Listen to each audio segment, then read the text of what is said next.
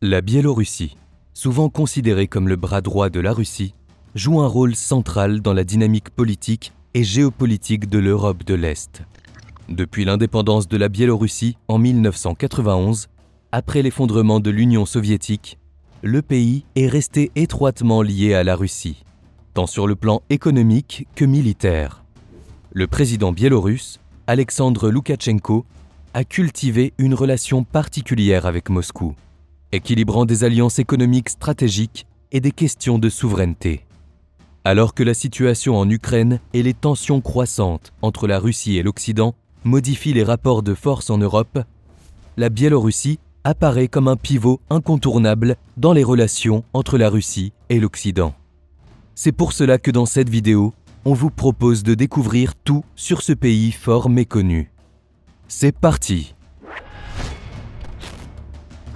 Après la Première Guerre mondiale et la Révolution russe de 1917, la Biélorussie a brièvement connu une période d'indépendance, déclarée en 1918, avant d'être absorbée par l'Union soviétique en 1922. Cependant, cette période d'indépendance fut éphémère, car l'URSS cherchait à solidifier son contrôle sur les anciennes républiques tsaristes, y compris la Biélorussie, qu'elle intégra en tant que République socialiste soviétique de Biélorussie. Pendant la Seconde Guerre mondiale, la Biélorussie a été un champ de bataille majeur entre l'armée rouge soviétique et les forces nazies. Le pays a subi des destructions massives et une perte de vie humaine énorme. Les Biélorusses ont activement participé à la résistance contre l'occupant nazi. La guerre a laissé des cicatrices profondes dans le pays, mais elle a également renforcé le lien avec l'Union soviétique, notamment sur le plan militaire.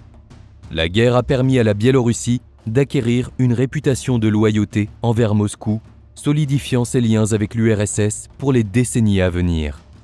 Après la guerre, la Biélorussie, en tant que république soviétique, a connu une période de reconstruction rapide sous le régime stalinien. La Biélorussie a été intégrée dans les structures militaires et industrielles de l'Union soviétique, contribuant activement à l'effort militaire et à la production industrielle du bloc soviétique. Pendant la guerre froide, elle a joué un rôle stratégique dans la défense de l'URSS, notamment grâce à sa position géographique proche de l'Europe de l'Ouest et à sa proximité avec la Pologne, un allié de l'OTAN. L'armée soviétique y maintenait d'importantes bases militaires et des installations de défense antimissiles ont été déployées dans la région. Avec la chute de l'Union soviétique en 1991, la Biélorussie a proclamé son indépendance. Cependant, cette indépendance n'a pas été synonyme de séparation totale de la Russie. Dès le début, le pays s'est orienté vers une relation étroite avec son voisin russe, tant sur le plan économique que militaire. En 1994, Alexandre Loukachenko, un ancien membre du Parti communiste, est devenu le premier président de la Biélorussie. Depuis son arrivée au pouvoir, Loukachenko a renforcé l'alliance militaire avec la Russie et a cherché à maintenir des liens forts avec Moscou, tout en résistant aux pressions occidentales pour des réformes démocratiques.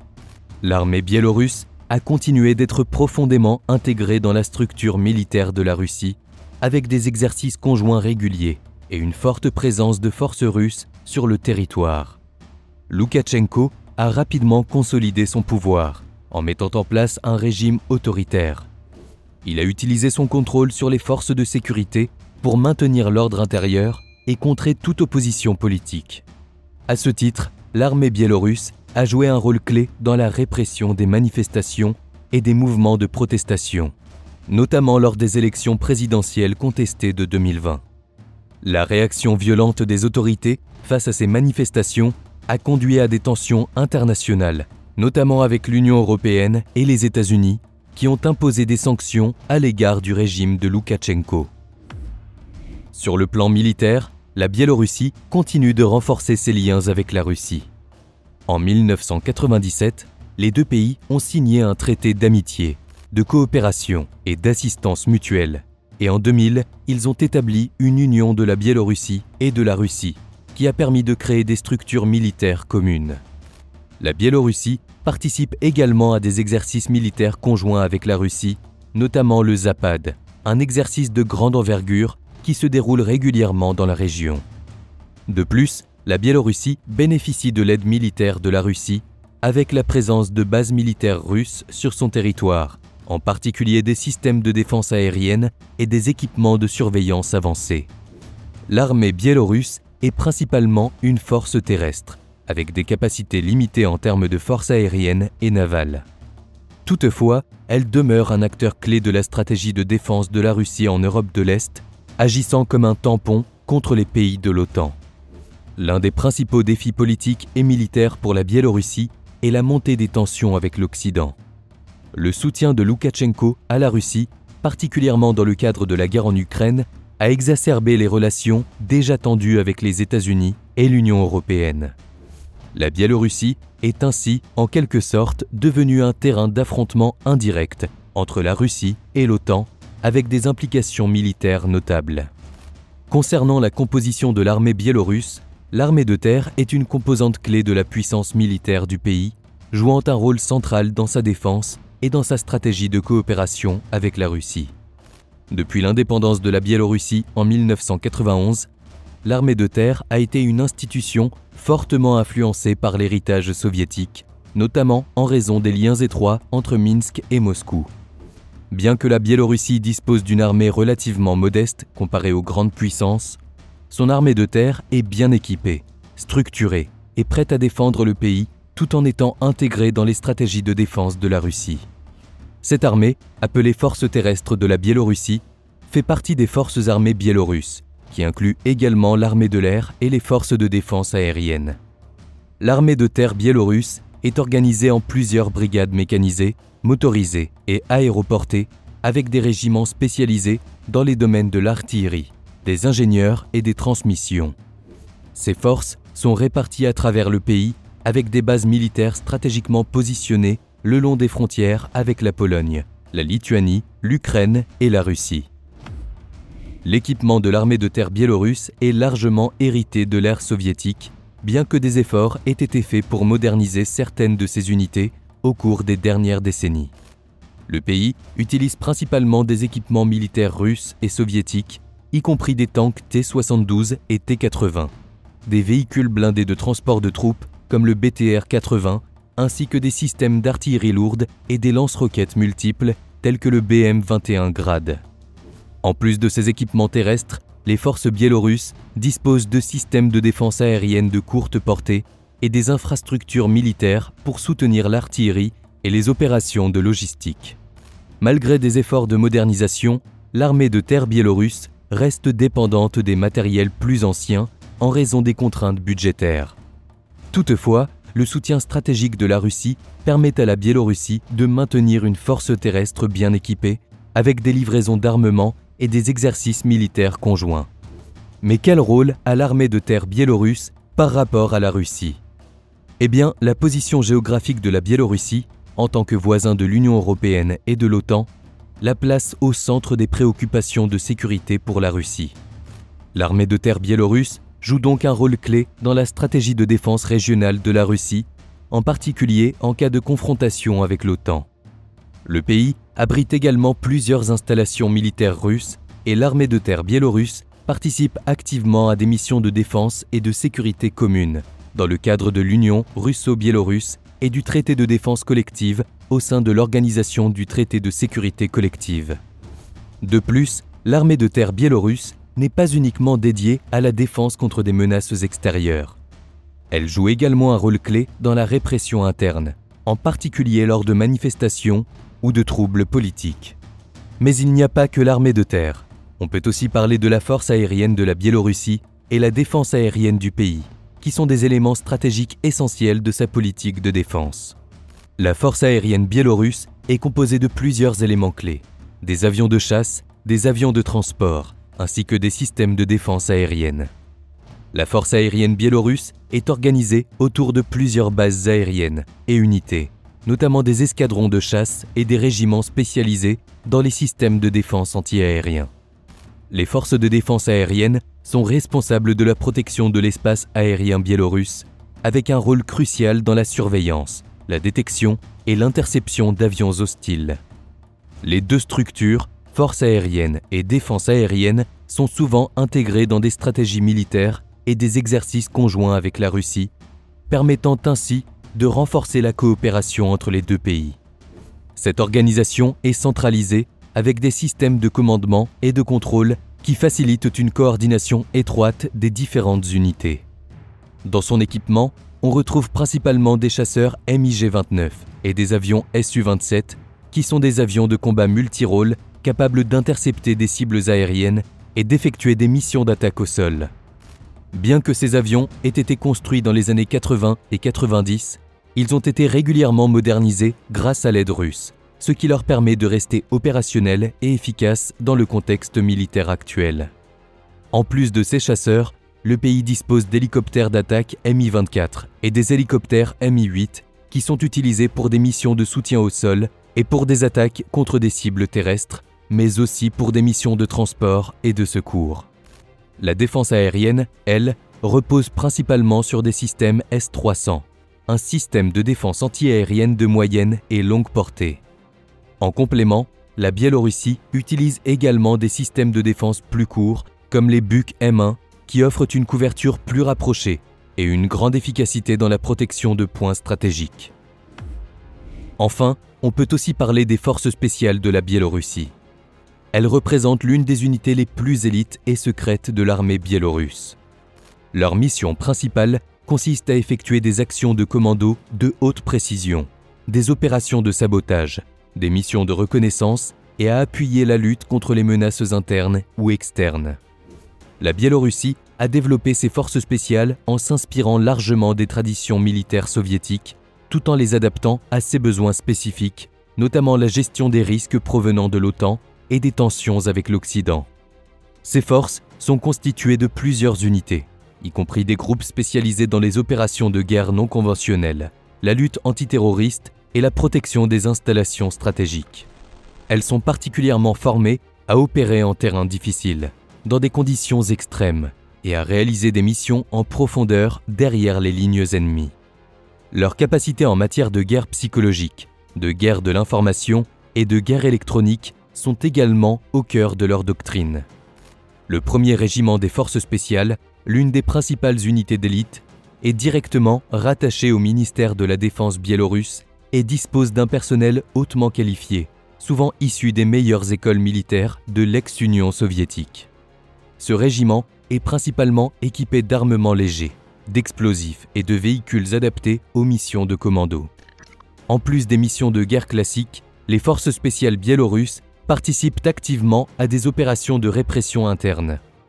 Leur collaboration avec les forces russes dans des exercices conjoints renforce l'intégration des forces spéciales biélorusses dans un cadre régional plus large, sous la doctrine de la défense commune entre les deux nations. Cette coopération inclut des formations, des échanges de tactiques et des opérations communes de lutte contre les menaces terroristes, ainsi qu'une coordination des capacités en matière de renseignement. Regardons maintenant de plus près qui est Alexandre Loukachenko. Alexandre Loukachenko, président de la Biélorussie depuis 1994, a été réélu pour un 7e mandat lors de l'élection présidentielle du 26 janvier 2025. Ce scrutin, marqué par l'absence d'opposition réelle, a vu Loukachenko obtenir 87,6% des voix selon les chiffres officiels. Les principales figures de l'opposition, soit emprisonnées, soit en exil, n'ont pas pu participer. Loukachenko, souvent décrit comme un autocrate, continue de diriger le pays d'une main de fer, réprimant toute dissidence et contrôlant étroitement les médias et les institutions. Ce 7e mandat renforce son emprise sur la Biélorussie, malgré les critiques et les sanctions internationales qui visent son régime. Mais qui est cet homme ?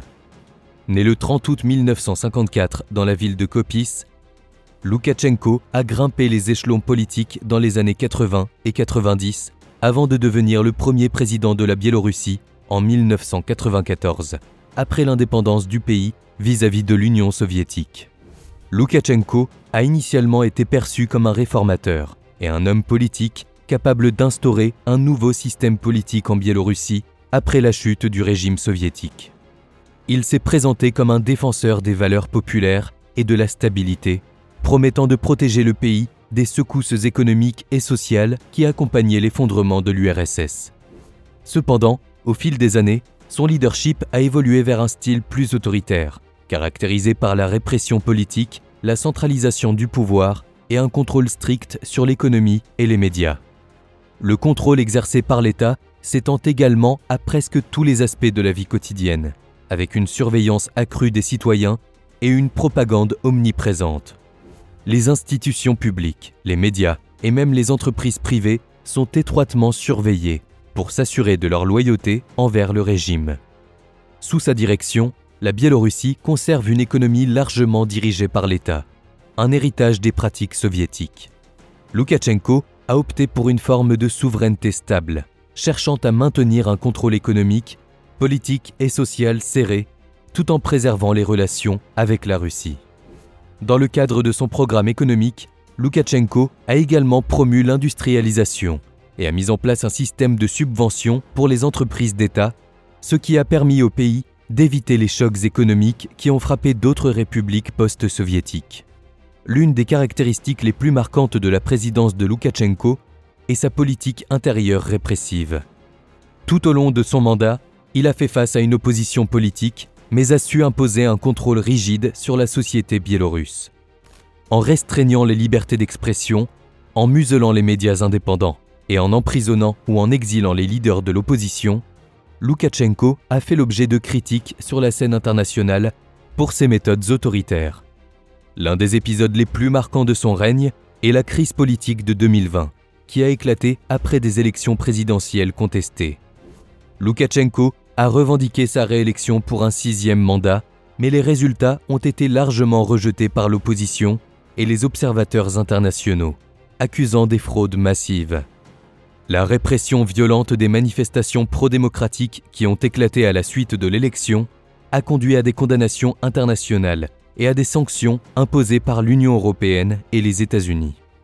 En ce qui concerne sa politique étrangère, comme on l'a vu, Loukachenko a historiquement cherché à maintenir des relations étroites avec la Russie, cherchant à préserver des liens solides avec le Kremlin, en raison de la dépendance économique de la Biélorussie vis-à-vis de la Russie, notamment pour les approvisionnements en énergie.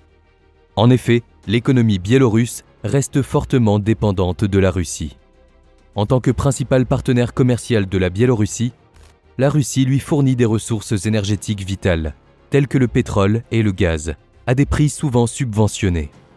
Cela permet à la Biélorussie de maintenir des coûts énergétiques relativement bas, favorisant ainsi la compétitivité de son industrie, principalement axée sur l'agriculture et les secteurs industriels lourds.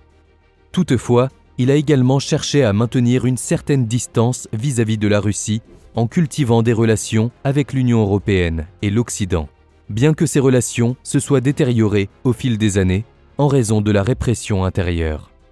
Regardons maintenant de plus près les relations avec la Russie ces derniers mois.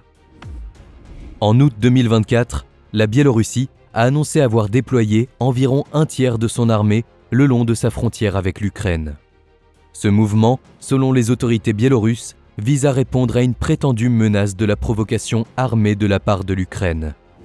Le président biélorusse a justifié ce déploiement en évoquant la présence de 120 000 soldats ukrainiens de l'autre côté de la frontière. Ce renforcement militaire inclut des systèmes d'artillerie avancés, tels que les missiles balistiques Iskander et les systèmes polonaises positionnés dans des zones stratégiques comme Gomel et Mozyr. Cependant, du côté ukrainien, les autorités ont contesté ces affirmations, déclarant qu'elles n'ont observé aucun renforcement significatif des forces biélorusses à la frontière. Cette situation reflète une montée des tensions dans la région, où la Biélorussie, alliée de la Russie, joue un rôle stratégique dans le contexte du conflit en Ukraine. Ce déploiement pourrait également être perçu comme une démonstration de force ou une tentative de dissuasion face à l'Ukraine. Il faut savoir que la Biélorussie soutient Moscou dans le conflit, notamment en permettant l'utilisation de son territoire pour des opérations militaires. Pourtant, au début du conflit russo-ukrainien, Alexandre Loukachenko avait appelé à une cessation des hostilités entre la Russie et l'Ukraine. Ainsi, le président semblait vouloir adopter une posture de médiateur. Cette initiative avait alors été perçue comme une tentative de Loukachenko de renforcer son image internationale tout en évitant une implication militaire directe de la Biélorussie dans le conflit. Cependant, son appel à la paix intervient dans un contexte où les tensions restent élevées et où les parties impliquées semblent encore loin d'un consensus. Cette démarche reflète également les efforts de Loukachenko pour équilibrer son soutien à la Russie tout en cherchant à limiter les répercussions négatives pour son propre pays. Il faut également savoir que les relations entre les deux pays, bien que solides sur de nombreux fronts, ont connu des tensions, notamment en raison de différends économiques et politiques. Par exemple, ces dernières années, des tensions économiques ont surgi. En 2020, des désaccords ont éclaté entre les deux pays à propos des prix du pétrole et du gaz, la Russie ayant réduit ses subventions. Ces différends ont mis en lumière la vulnérabilité de la Biélorussie, qui dépend fortement des ressources énergétiques russes, tout en cherchant à diversifier ses partenariats économiques. La Biélorussie tente également de maintenir une politique étrangère indépendante, ce qui irrite parfois le Kremlin. Le désir de Loukachenko d'équilibrer ses relations avec l'Occident et de se montrer un peu plus souverainiste dans certaines de ses décisions ne plaît pas toujours à la Russie, qui préfère un partenariat plus étroit et sans ambiguïté. Mais alors, quel est l'avenir de ces relations ? Eh bien, les relations entre la Biélorussie et la Russie continuent de s'intensifier dans plusieurs domaines, mais restent marquées par une ambivalence. Loukachenko, tout en restant dépendant de la Russie, cherche parfois à manœuvrer pour maintenir une certaine marge de manœuvre et préserver la souveraineté biélorusse. De plus, bien que la Biélorussie soit de plus en plus isolée diplomatiquement, notamment à cause de sa répression interne et de sa participation à la guerre en Ukraine, la relation avec la Russie semble plus solide que jamais. À long terme, les relations russo-biélorusses devraient donc continuer à évoluer dans un cadre de coopération stratégique, en particulier dans le domaine militaire et énergétique, tout en restant marquées par des tensions internes et une quête d'équilibre entre soutien à Moscou et souveraineté nationale. La Biélorussie semble condamnée à maintenir son rôle de partenaire indispensable pour la Russie, mais également à naviguer dans un environnement international de plus en plus complexe. Avant 2014, les relations entre l'Ukraine et la Biélorussie étaient assez cordiales, bien qu'aucun des deux pays ne fût un allié stratégique majeur pour l'autre. Ils partageaient des liens économiques et historiques en raison de leur appartenance commune à l'ex-Union soviétique.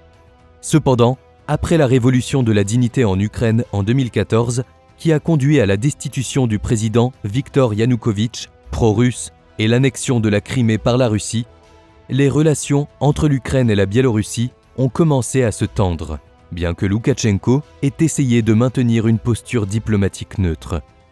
L'attaque de la Russie contre l'Ukraine en février 2022 a exacerbé les tensions entre la Biélorussie et l'Ukraine.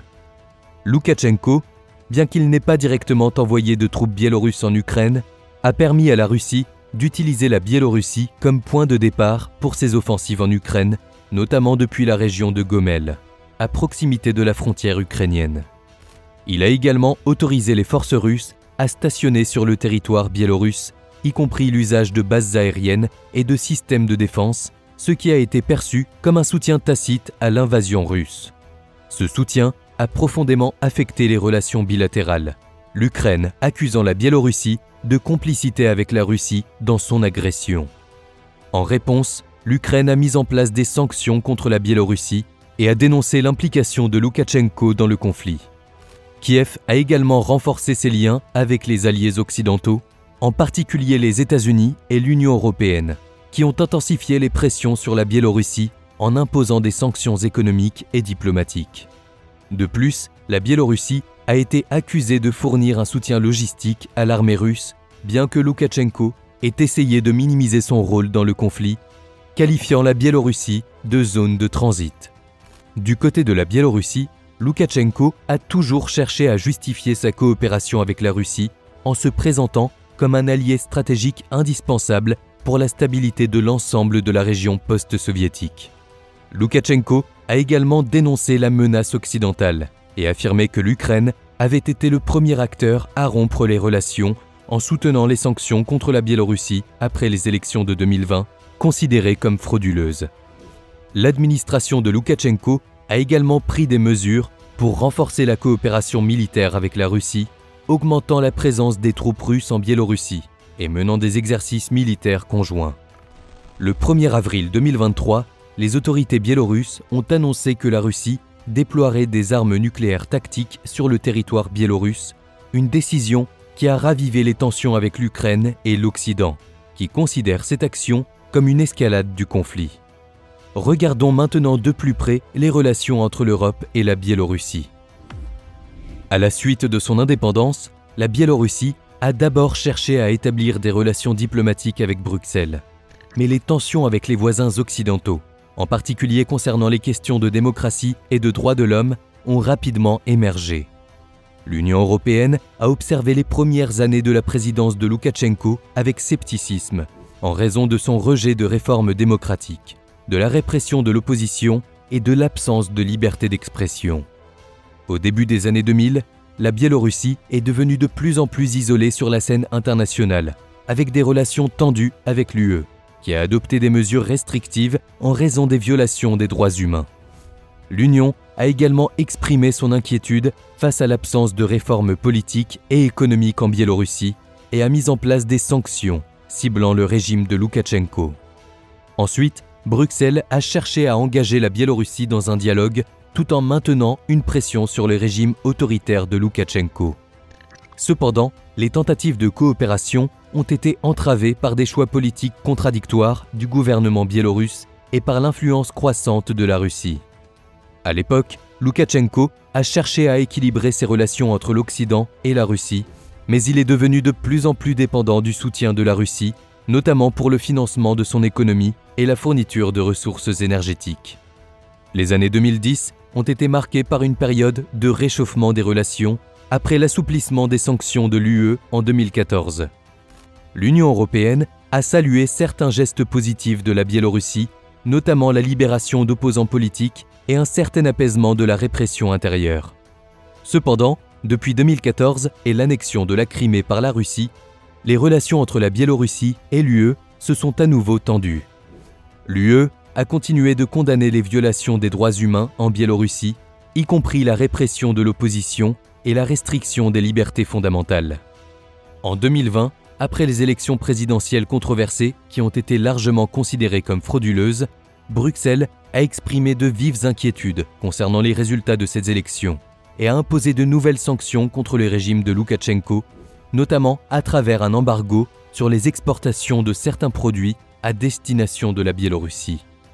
L'UE a également soutenu les droits de l'opposition biélorusse, soutenant notamment Svetlana Tikhanovskaya, une figure de l'opposition qui a pris la tête du mouvement contre Loukachenko. Depuis le début de la guerre en Ukraine en 2022, les relations entre l'UE et la Biélorussie ont été profondément affectées et Bruxelles a imposé des sanctions supplémentaires contre le régime de Loukachenko. Il est donc clair que la Biélorussie demeure un partenaire crucial pour la Russie, tant sur le plan militaire que politique. Le régime de Loukachenko a su maintenir une position de proximité avec Moscou, soutenant ses initiatives, notamment en matière de sécurité et d'alignement diplomatique. Toutefois, la Biélorussie se trouve aujourd'hui à un carrefour, entre une relation bilatérale forte avec la Russie et des défis internes, notamment des mouvements populaires de contestation. Le rôle du pays dans la géopolitique européenne et mondiale pourrait évoluer, mais pour l'heure, elle reste un acteur clé dans l'orbite russe, à la fois pays tampon et allié stratégique face à l'Occident. Son rôle en tant que bras droit de la Russie continue d'avoir une influence majeure sur les équilibres politiques dans la région, surtout à la lumière des événements récents en Ukraine et de la montée des tensions avec l'OTAN.